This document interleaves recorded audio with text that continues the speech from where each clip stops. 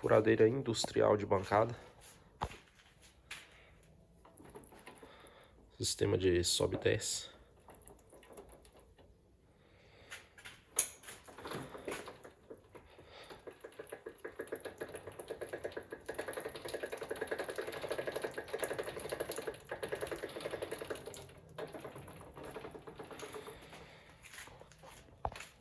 Só uma placa de 100 mm, eixo 2 polegadas maciço.